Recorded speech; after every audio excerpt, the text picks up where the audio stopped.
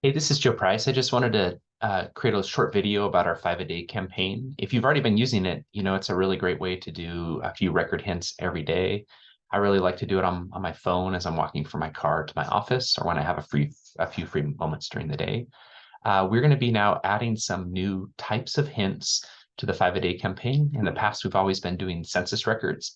And now what we're going to be doing is adding additional records to people that have already been put on the tree using a census record. And these additional records will sometimes give us death dates or maiden names or lots of other important information.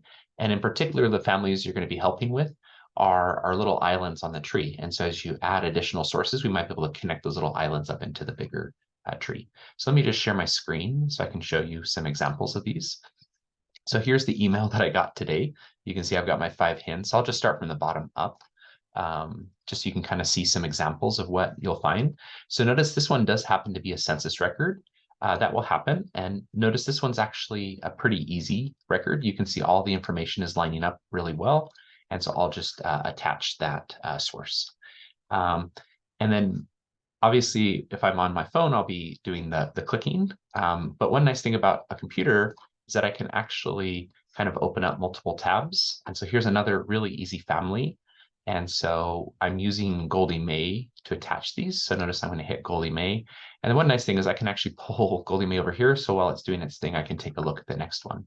Now, this is, again, an example where it's not a census record, it's a Numident. And you're going to see a lot of Numident hints because this is a really amazing collection for a couple reasons. First of all, it allows us to add people to the tree born after 1920 because these people have a death date. And so we know that they're deceased. And the other thing is that these can give us really great information about the mother. In this case, we get her maiden name. And one of the key things to tell if it's a match is look at the names of the parents and then also just look at the other information.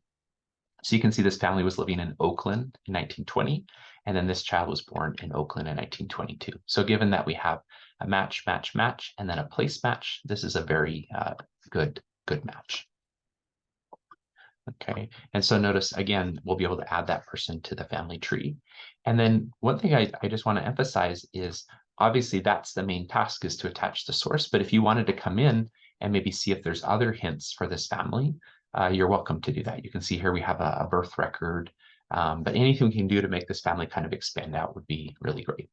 Okay, let me just show you a case where I'm actually not sure if it's a match. It's likely it's a match, but it's kind of hard to tell. So you can see this is a birth record in Hawaii. So again, I have a match on the father's name. I have the kids born about 2 years apart with about in the same state. So this is very likely a match, but as I looked into this family a little bit more, I couldn't quite tell for sure. I had a Numident record, so let me show you that.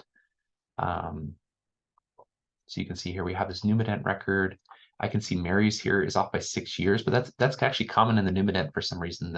Sometimes the birth info isn't correct. But so you should always feel free if you're not sure. So in this case, I wasn't sure, so I just didn't do the hint. And same thing with hint number one. I also wasn't quite sure about this one. I basically had a name match.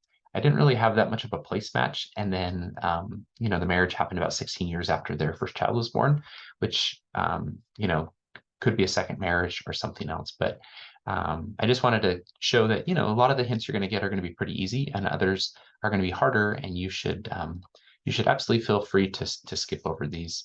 But I just want you to know that as we add these hints, these families, I think we're going to be able to expand them out and we're going to make them more discoverable to other people, especially as we add in the maiden names of women and add in death dates, especially these Numident records. They're going to allow us to get a lot closer to the present. So people can find their family when they use Family Search for the first time. I'll post in the notes how to sign up for the 5 a day if you're not doing it already, and feel free to share that link with other people. It's really easy to sign up. It's just a simple Google form. And then once you sign up the next weekday, you'll get a hint about 9 o'clock every weekday morning. And the other thing is you do not have to do the hints. So I know life can get busy and sometimes you can't do a hint. That's totally fine. We wait a while to see if the hints get done. And if they don't, then we reuse hints that have not been done. So thanks again for all your help on working on this project. We hope you enjoy the new hints. We feel free to send us feedback about ways we can make the hints a better experience, and also feel free to invite other people to participate. The more people we have doing the 5 a day, the larger impact we can have as a group. So thanks for all your help.